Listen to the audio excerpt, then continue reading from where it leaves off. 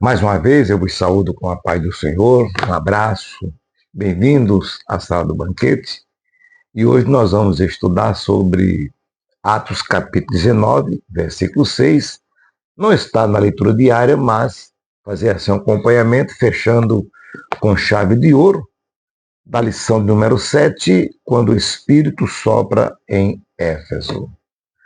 O tema, poderíamos assim sugerir ou falar, a importante prática de orarmos um pelos outros.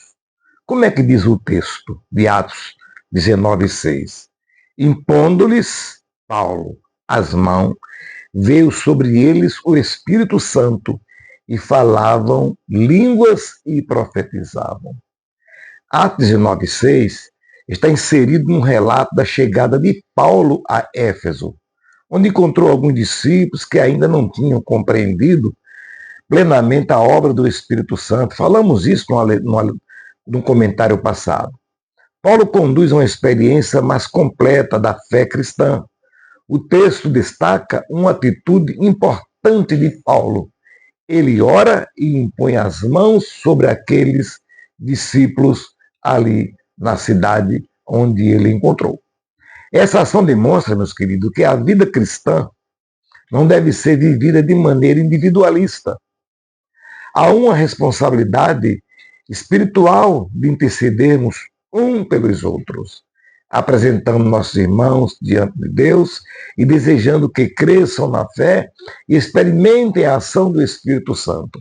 Devemos destacar os seguintes passos neste versículo. Em primeiro lugar, Paulo não apenas ensinou, ele também intercedeu.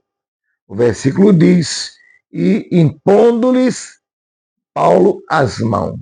A imposição das mãos, nesse contexto, está associada à ação da identificação com aqueles que estavam recebendo uma manifestação da ação divina, numa situação bem maravilhosa.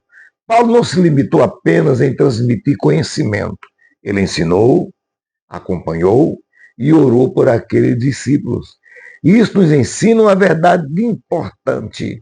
O ensino da palavra e a oração devem caminhar juntos.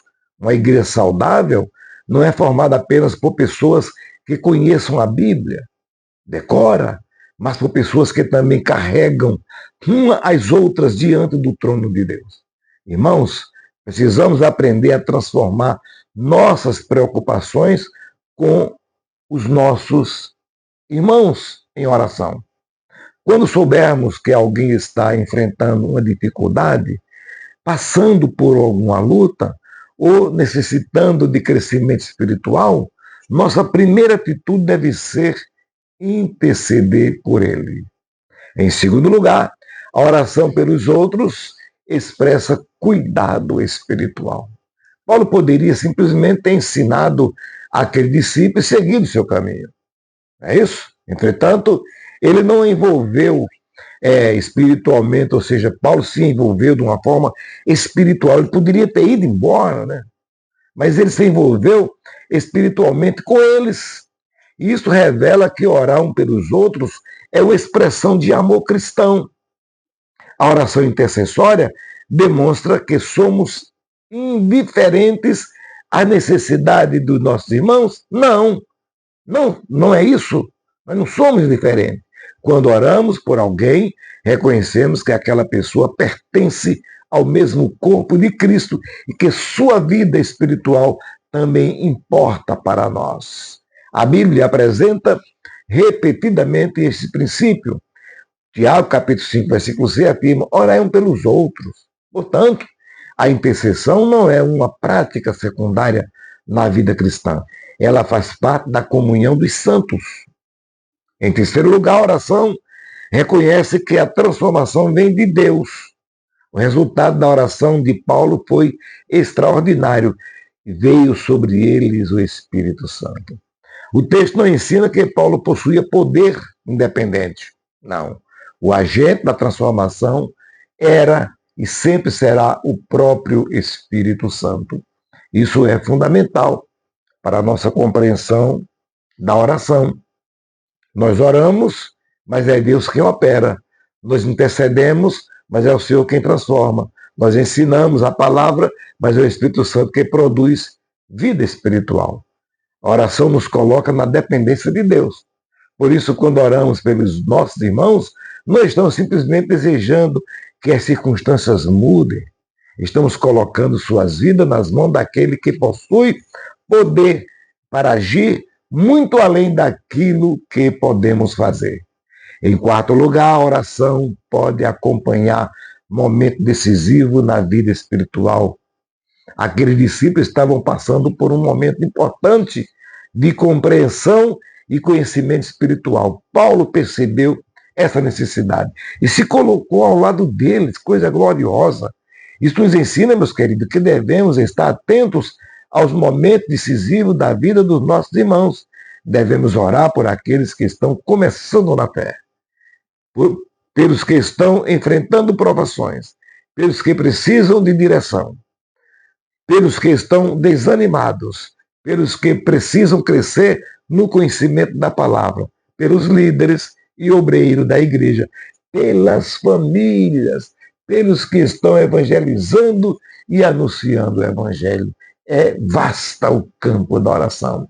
A oração sustenta pessoas que talvez nem saibam que estão sendo sustentados por nossa intercessão.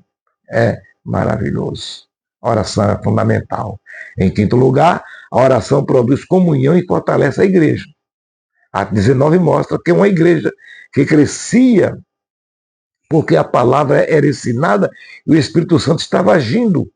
A oração intercessória contribui para essa realidade porque cria vínculos espirituais entre os membros do corpo de Cristo. Quando oramos uns pelos outros, deixamos de olhar apenas para nossas próprias necessidades e passamos a carregar também as necessidades dos nossos irmãos. Isso combate o individualismo e fortalece a comunhão entre os irmãos. Uma igreja que ora pelos seus membros é uma igreja que demonstra na prática que ninguém precisa caminhar sozinho.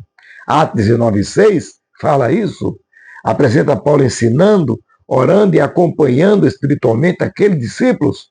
O texto nos lembra que a missão cristã não consiste apenas em anunciar a palavra, mas também em interceder pelas pessoas que Deus colocou ao nosso redor. A oração um pelos outros é uma prática de amor, cuidado, comunhão e dependência de Deus. Nós não podemos transformar pessoas, mas podemos colocá-las diante daquele que pode transformar.